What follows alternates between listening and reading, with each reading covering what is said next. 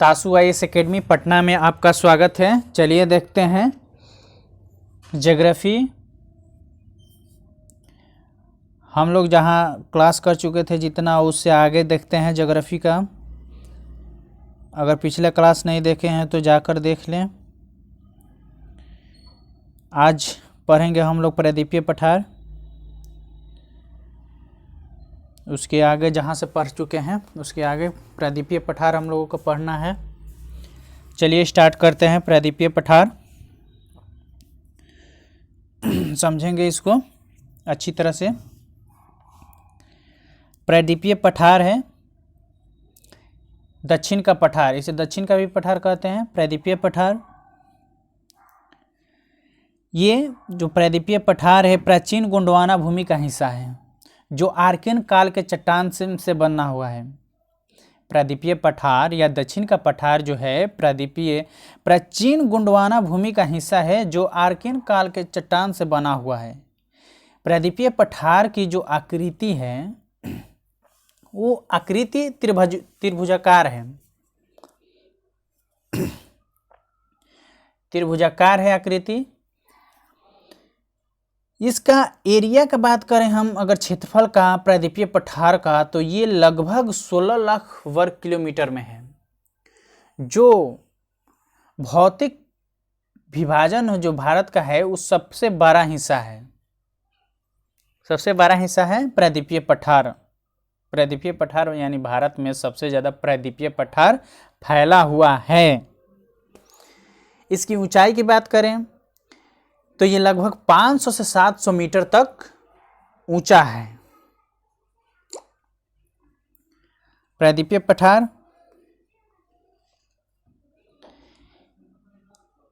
ये 500 से 700 मीटर ऊंचा है। इसका विस्तार देखते हैं, इसका विस्तार कहां से कहां तक है। प्रायद्वीपीय पठार है ये उत्तर में अरावली, कैमूर, राजमहल या शिलोंग की पहाड़ियाँ जो है वहाँ से लेकर दक्षिण में कन्याकुमारी तक और पूरब में पूर्वी घाट पर्वत से लेके पश्चिमी घाट पर्वत तक फैला हुआ है, जिसमें विंध्य श्रेणियाँ तथा सतपुरा श्रेणी जो है, विंध्य श्रेणी या सतपुरा श्रेणी भारत के 2 बराबर भागों में बांटता है, विभाजित करता है, जिसे हम लोग उत्तरी भारत और दक्षिणी भारत कहते हैं। इसे मैप से भी बता देंगे। उत्तरी भारत और दक्षिणी भारत कहते हैं। पश्चिमी घाट एवं पूर्वी घाट को 2 दक्षिण में नीलगिरी पहाड़ियाँ मिलाती है। पूर्वी घाट और पश्चिमी घाट जाकर दक्षिण में जो मिलती है उसे नीलगिरी पर्वत कहते हैं। इसका सबसे ऊंचा जो यथी है पर्वत है टोडा बेटा है, चोटी टोडा बेटा है। दक्षिण भारत की सर्वोच्च चोटी, अगर दक्षिण भारत की सर्वोच्च चोटी का है तो वो होगा अनाईमुडी जो अन्नामलाई पे है। अनाईमुडी 2695 मीटर। अनाईमुडी का ऊंचाई, दक्षिण भारत की सर्वोच्च चोटी कौन है तो अनाईमुडी। अनाईमुडी का ऊंचाई जो है 2695 मीटर है, जो केरल में पड़ता है। केरल तमिलनाडु में पड़ता हो। चलिए देखते हैं, मैप से देखते हैं। अरावली पर्वत, इसी का बात कर रहे थे। सतपुरा पर्वत, विंध्य और सतपुरा जो पर्वत श्रृंखला है ये भारत को 2 भागों में बांटता है, जैसे उत्तरी भारत और दक्षिणी भारत। सतपुरा और विंध्य श्रेणियाँ। नीचे बालघाट की श्रेणियां हैं।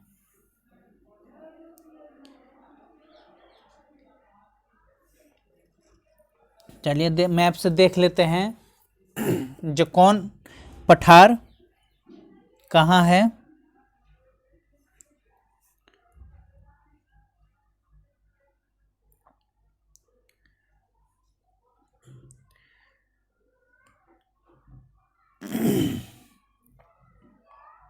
देखिए ये हो गया आपका छोटा नागपुर का पठार।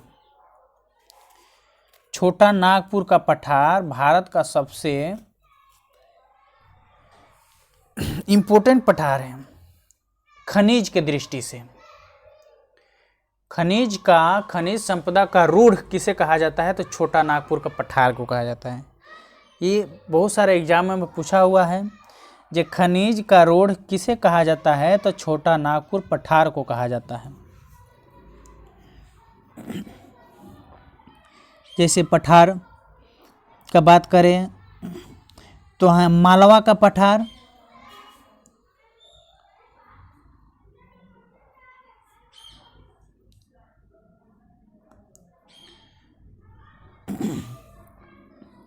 मालवा का पठार हो जाएगा। फिर से बुंदेलखंड का पठार,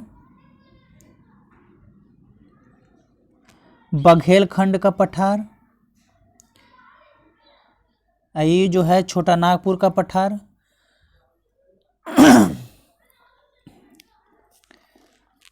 और शिलोंग का पठार या मेघालय का पठार को जो हम बात करते हैं, ये मेघालय में है। मेघालय का पठार या शिलोंग का पठार भी कहते हैं।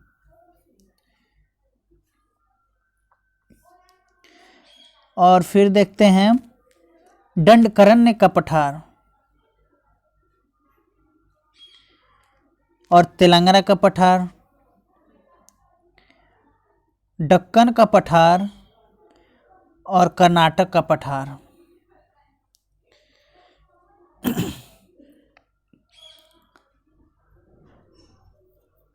कर्नाटक को पठार का दक्षिण का पठार भी कहते हैं। अगर पर्वत श्रृंखला देखें नीलगिरी,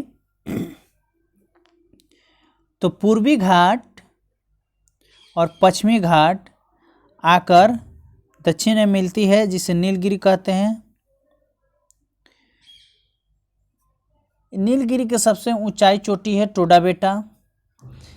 इसका ऊंचाई 26 से 37 मीटर है, तमिलनाडु में पड़ता है। जो अनाईमुडी का बात करें तो 26 से 95 मीटर।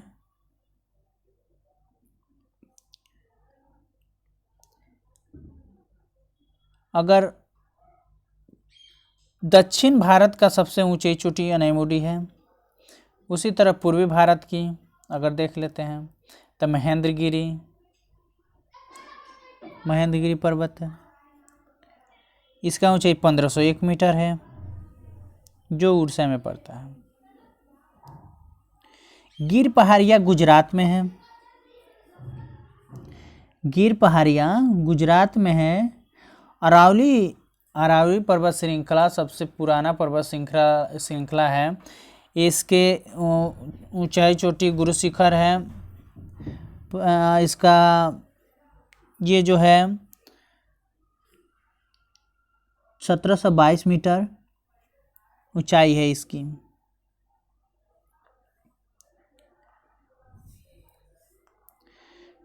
चलिए आगे देखते हैं। मालवा का पठार, प्रायद्वीपीय पठार के अंतर्गत आने वाला पठार, जो आप लोगों को मैप से हम समझाएं उसे देखते हैं। मालवा का पठार, ये मालवा का जो पठार है लावा निर्मित पठार है। सारे पठार लावा निर्मित पठार है। मालवा का पठार लावा निर्मित पठार है, जो काली मिट्टी के लिए जाना जाता है। मालवा का पठार ज़्यादातर महाराष्ट्र और गुजरात में पाया जाता है। काली मिट्टी जिसमें कपास की खेती अधिक होती है। ये एमपी राजस्थान में फैला हुआ है, ये महाराष्ट्र में भी फैला हुआ है। बुंदेलखंड का पठार ग्वालियर पठार के नाम से जाना जाता है, यह विंध्य श्रेणी के बीच है। बुंदेलखंड का जो पठार है वो ग्वालियर पठार व विंध्य श्रेणी के बीच में आता है। और देखें छोटा नागपुर का पठार। छोटा नागपुर का पठार राजमहल की पहाड़ियाँ से लेकर महानदी तक है। राजमहल की पहाड़ियाँ से लेकर महानदी तक फैला हुआ है। ये खनिज संपदा से भरपूर है। इसे भारत का रूढ़ प्रदेश कहा जाता है। रूढ़ प्रदेश, छोटा नागपुर पठार को रूढ़ प्रदेश कहा जाता है। दंडकारण्य पठार देख लेते हैं। दक्षिण छोटा नागपुर का पठार राजमहल के पहाड़िया से लेकर महानदी तक खनिज का रूढ़ प्रदेश कहा जाता है। इसमें भरपूर मात्रा में खनिज है। और बात करें दंडकारण्य पठार का, तो दक्षिणी छत्तीसगढ़ और पूर्वी महाराष्ट्र में पड़ता है। ये उबड़ खाबड़ वाला क्षेत्र है दंडकारण्य। मेघालय का पठार का बात करें तो शिलोंग का पठार भी इसको कहते हैं, मेघालय में है। दक्षिण में गारो खासी जयंतिया, जिसमें 3 महत्वपूर्ण श्रृंखला है, पर्वत है, जिसमें गारो खासी जयंतिया, इसमें गारो जनजातियाँ रहता है। गारो खासी जयंतिया ये कीप का आकार का है। गारो खासी जयंतिया, इसमें आकर बादल फंस जाता है। बादल फंसने के कारण यहाँ बारिश सबसे ज़्यादा होता है, अत्यधिक होता है। गारो खासी जयंतिया को एग्जाम में बहुत बार पूछा हुआ है जे पूरब से पश्चिम गारो खासी जयंतिया को सजाए, तो पूरब में है जयंतिया, लेकिन ज़्यादा अच्छा रहता है गारो खासी जयंतिया। तो पश्चिम में गारो, बीच में खासी, पूर्व में जयंतिया। गारो खासी जयंतिया पहाड़ियाँ हैं। इसे सजाने के लिए बहुत बार पूछ चुका है। ये भी पूछ चुका है कि बीच में कौन पहाड़ी है। गारो खासी जयंतिया में बीच में की जो पहाड़ी है वो कौन सी पहाड़ी है, तो खासी पहाड़ी है। चलिए देखते हैं इसके आगे दक्कन का पठार। दक्कन के पठार की बात करें, दक्कन लावा पठार, लावा से निर्मित पठार है। काली कपासी मिट्टी है। तेलंगाना का पठार काली कपासी मिट्टी है, लावा से निर्मित है। तेलंगाना का पठार है, तेलंगाना के अंदरूनी भाग में है। गोदावरी नदी इसे 2 भागों में विभाजित करती है। गोदावरी नदी 2 भागों में विभाजित करती है। मैसूर का पठार लॉयस के लिए धनी है। बाबा बुदन की पहाड़ियाँ इसी में है। बाबा बुदन की पहाड़ियाँ लोहा क्षेत्र के लिए जाना जाता है, लौह अयस्क के लिए जाना जाता है। बाबा बुदन की पहाड़ियाँ, बाबा बुदन की पहाड़ी में लौह की मात्रा अधिक। ये प्रैक्टिस के लिए है आप लोगों की। सभी पर्वत पठारें दिखाया गया है, पश्चिमी घाट, पूर्वी घाट और नदियाँ भी है। चलिए आगे देखते हैं। इसके आगे तटीय मैदान हो गया दक्षिण भारत के पठार। अब देखते हैं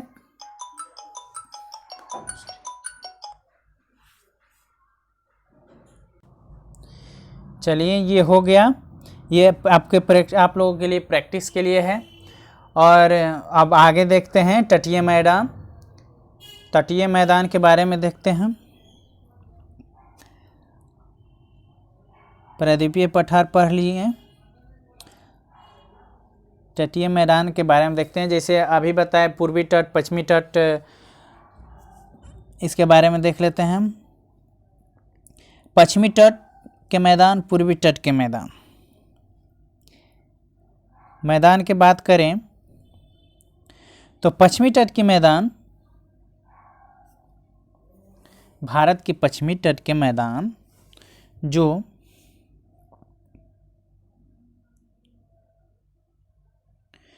ये पश्चिम तट की मैदान है, ये पूर्व तट के मैदान है। तो पश्चिमी तट के मैदान की बात करें, अधिक विविधता के लिए जाना जाता है। ये पश्चिमी तट अधिक विविधता के लिए जाना जाता है। ये इसकी चौड़ाई कम, औसत लगभग इसका 64 वर्ग किलोमीटर है, 64 किलोमीटर स्क्वायर है। कच्छ की खाड़ी से कन्याकुमारी अंतरिक्ष तक फैला हुआ है। ये कच्छ की खाड़ी से लेके कन्याकुमारी तक फैला हुआ है।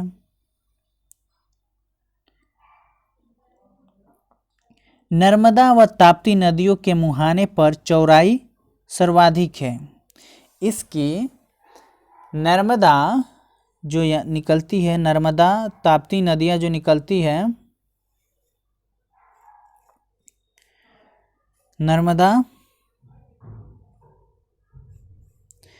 नर्मदा और ताप्ती नदियाँ के मुहाने पे जो है इसकी ऊंचाई सर्वाधिक है। नदियाँ छोटी व तीव्रगामी होती है।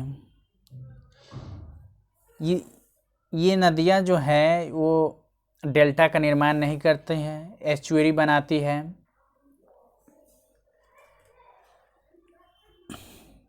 और ये नदियाँ जो हैं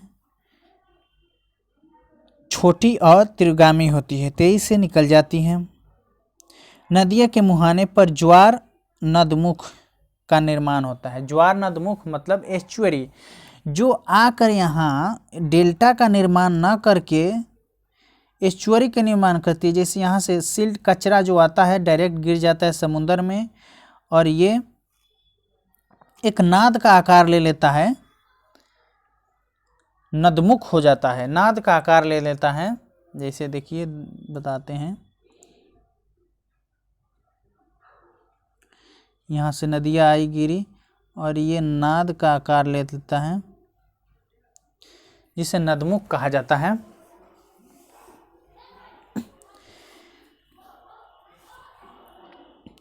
पूर्वी घाट की जो सारी नदियां हैं डेल्टा का निर्माण करती है, लेकिन पश्चिमी घाट की जो नदियां हैं बहुत कम नदियां, जैसे सिंधु तो अथी में है, इधर की नदियां जो हैं वो एस्चुअरी का निर्माण करती है, डेल्टा नहीं बनाती है।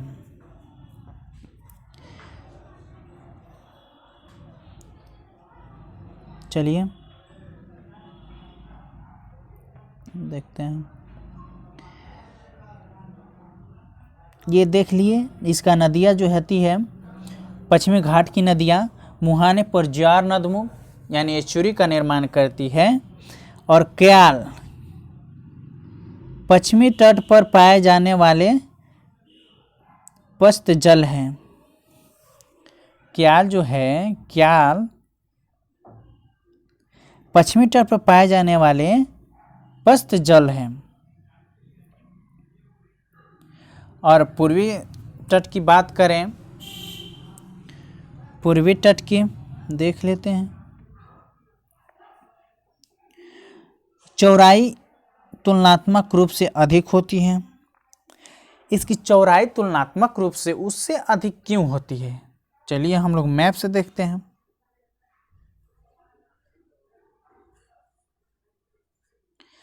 ये जो पश्चिमी घाट की नदियां हैं ये निर्माण करती है सिल्ट, एस्चुअरी का निर्माण करती है। और पूर्वी घाट की नदियां हैं जो सारी नदियां डेल्टा का निर्माण करती है, जिससे नदियां चौड़े हो जाती है। डेल्टा यहाँ जमा हो जाता है सभी नदियों के बीच में, इसलिए पश्चिमी घाट चौड़ी हो गई है।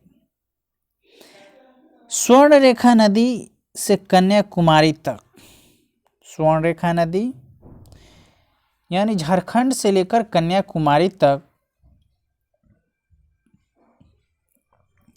मुख्य नदियां गोदावरी, कृष्णा, कावेरी, गोदावरी, कृष्णा, कावेरी डेल्टा का निर्माण करती हैं। इसमें प्रमुख झीलें हैं जिसे लैगून झील बोलते हैं। चिल्का झील उड़ीसा में है, भारत का सबसे बड़ा लैगून झील है। भारत का सबसे बड़ा लैगून झील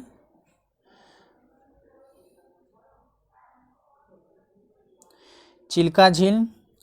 और दूसरा लैगून झील जो है वो पुलिकट झील आंध्र प्रदेश और तमिलनाडु में। सवाल ये बहुत बार पूछ चुका है, ये तो सब कोई जानता है कि भारत का सबसे बड़ा लैगून झील तो चिल्का झील है, लेकिन भारत का दूसरा सबसे बड़ा लैगून झील कौन है?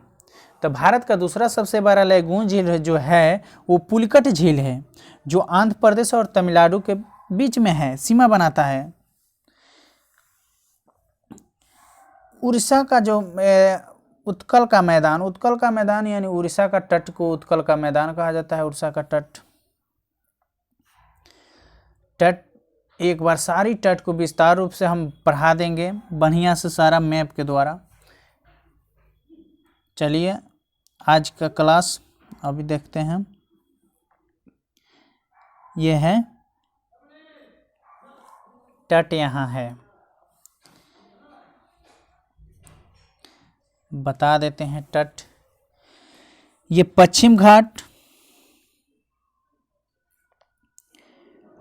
पूर्वी घाट कट कट के आती है, जैसे यहाँ से नदियाँ निकली हुई है, इसीलिए ऐसा है। पूर्वी घाट, पश्चिमी घाट।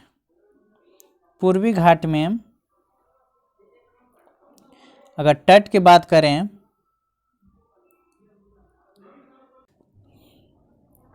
चलिए देखते हैं तट। इतना डिटेल से जानेंगे तट के बारे में जो अभी तक कहीं नहीं मिला होगा, इससे ज़्यादा किसी न बुक में है ना किसी टीचर के पास है। देखिए तट के बारे में छोटा छोटा तट भी देख लेते हैं। जैसे ये देखिए गुजरात में जो है, गुजरात में इसे काठियावाड़ तट, इस तट का नाम काठियावाड़ तट है। और यहाँ से लेकर गोवा तक कोंकण तट या सह्याद्री तट के नाम से जाता है।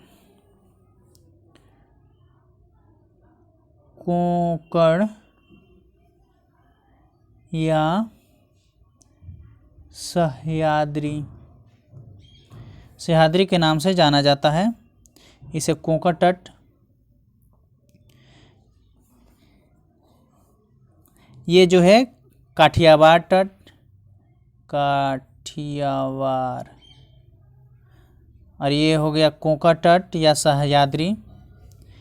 इसके नीचे आते हैं तो ये हो गया इतना केन्नारी या कन्नर, इसे केन्नारी या कन्नर तट कहा जाता है, केन्नारी या कन्नर तट कहा जाता है। ये काठियावाड़ तट हो गया, ये कोंकण तट, कोंकण या सह्याद्री तट, ये काठियावाड़ केन्नारी तट, और ये मालाबार तट जो केरल में है, मालाबार तट लिखा हुआ है, मालाबार तट। ये पश्चिमी घाट की तट थे। अब देखते हैं पूर्वी घाट की तट।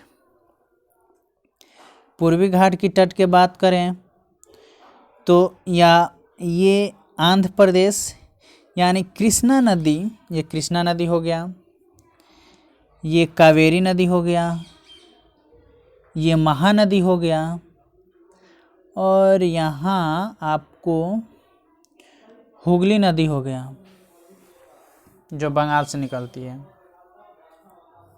शॉर्ट फॉर्म में इसका नाम लिख देते हैं। ये हुगली नदी, ये महानदी, और ये कृष्णा नदी, और ये कावेरी नदी, कावेरी नदी। तो देखते हैं कृष्णा, कावेरी और कृष्णा का जो बीच के तट है उसे हम कोरोमंडल तट कहते हैं। और कृष्णा और महानदी के तट जो है उसे उत्तरी सरकार तट कहते हैं, या इसका दूसरा भी नाम है गोलकुंडा तट, गोलकुंडा तट भी कहते हैं। गोलकुंडा तट इधर तक नहीं आएगा, माने तो छोटा है। और महानदी और हुगली के बीच के तट है उसे उत्कल तट, ये उड़ीसा और पश्चिम बंगाल में पड़ेगा, उत्कल तट कहते हैं। देखिए ये हो गया आपको कोरोमंडल तट, ये हो गया आपका उत्तरी सरकार तट और ये हो गया आपका उत्कल तट।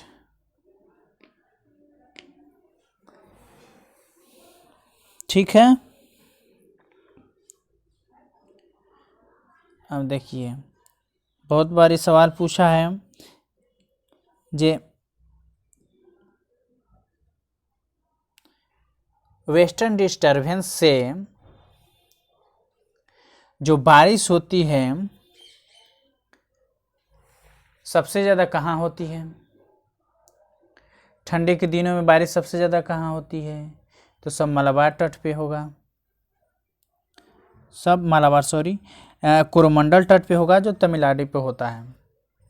और मालाबार तट की बात करें तो सबसे ज़्यादा किस मानसून से बारिश होता है? तो दक्षिण और उत्तर ना, दक्षिण और पश्चिम, दक्षिण पश्चिम मानसून से सबसे ज़्यादा बारिश होता है मालाबार तट पे।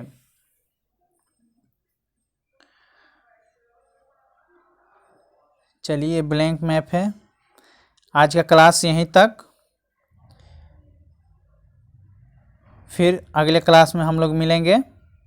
जय हिंद।